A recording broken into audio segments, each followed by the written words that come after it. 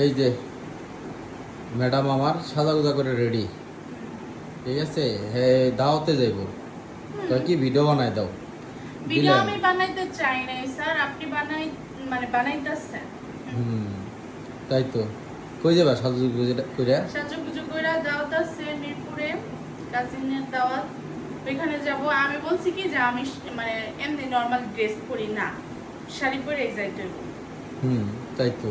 তার শাড়ি পরতে হইব। তারপর আমি বলছি কি আচ্ছা মানে আমি যদি তার পছন্দ মতো তার সাথে কোনো ড্রেস না পরা যায় বা কিছু না করি, তাহলে সে ব্যথা কিছু করবো না, কিন্তু যদি আজ কেমন লাগতেছে কিছু উত্তর দিব না। তার এগুলা সব আবার অনেক ভালো। আলমারিটা খুলে বলছি কি যে কোন শাড়িটা পরবো, সে এমনি দইরা দইরা বলে কি যে এটা পরো। মানে দেখে আমি আসতে করে বেশি আচ্ছা এটা তো অনেক অনেক গরম লাগতো কিনা, এটা একবারও পরো নাই। আমি তো এটা পরছি গাইছে, আমার দেবরে বিয়েতে পরছি, তাও বলে কি যে এটাই পরো। পরে কি করার, তার কথা তো শুনতেই হবে, এই জন্য পরে এটাই পরছি। ভালোই তো লাগতেছে তোমারে, সুন্দর লাগতেছে। হুম, তাই তো। সাজা গুজা এখনো কমপ্লিট হয় নাই। কি দাওতে যাব না, একদম হাড়ি বুঝ দিবা নাকি? যে হ্যাঁ। প্রস্তুতি নিছ। জি না, হারিবুজ এগুলা নিয়া ছেলেরে নিয়া মানে কি বলবো আর। হুম। আর তার মধ্যে তুমি চিন্তা করো কি গরমটা, গরমের মধ্যে আমি শাড়ি পরছি দেখছো। হুম, শাড়িটা সুন্দর হয়েছে। কে দিছে তোমার Thank শাড়ি? you. এই শাড়িটা আমার অনলি ওয়ান, হুম, অনলি ওয়ান, only one.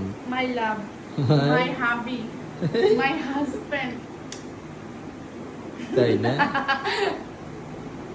কি পারপাসে পাইছিলা এই শাড়িটা? আমার জীবনে একটা সময় আমার এক মানে শাড়ি প্রতি আমি এমনিতেও গাইস আপনারা জানেন আমি শাড়ি পরতে পছন্দ করি না। আমার 2-3টা শাড়ি ছিল, একটা বিয়েতে দিছিল, আর একটা ওরা বিয়ের পর মানে ওরা হচ্ছে আমার জামাই পছন্দ কইরা মানে দিছিল বিয়ের পর, যেটা দিতে হয় বউকে কিছু একটা বিয়ের প্রথম কেউ এই বাড়ি মানুষ আনতে গেলে নাকি ওদের বাসার নিয়ম।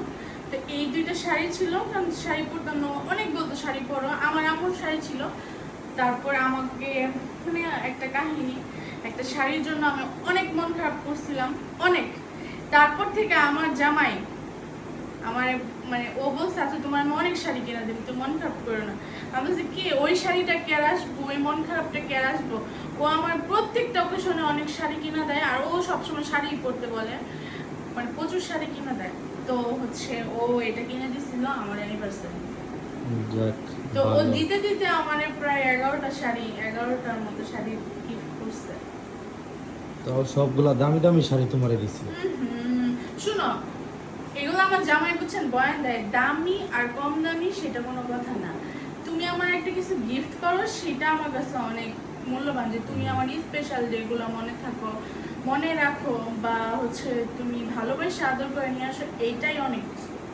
তো সেটার দাম আমার কাছে কখনোই ম্যাটার করে না, সেটা বিয়ের আগেও বিয়ের পরেও আমার কাছে টাকা পয়সা কোনো ম্যাটার না, বুঝছো? হুম, হ্যাঁ, চাও চলো তাহলে রেডি করো, মেকআপ মুকআপ কি মারবা, আটা ময়দা মারো, মারা মারা বেরোইতে হইব। ওদিক দিয়ে আবার গাড়ি ছেড়ে দিলে এক ঝামেলা বলে দেবো। ডং ডং করো তুমি, ডং। ওকে গাইস, আজকে এই পর্যন্তই। লাবণু নাসির ব্লগে আর আপনাদের আমাকে স্বাগত। কেমন লাগতেছে গাইস কমেন্ট করে জানাতে কেউ ভুলবেন না, আর সবাই আমাদের পেজে লাইক শেয়ার দিয়ে আমাদের পাশে থাকবেন। আল্লাহ হাফেজ। আল্লাহ হাফেজ।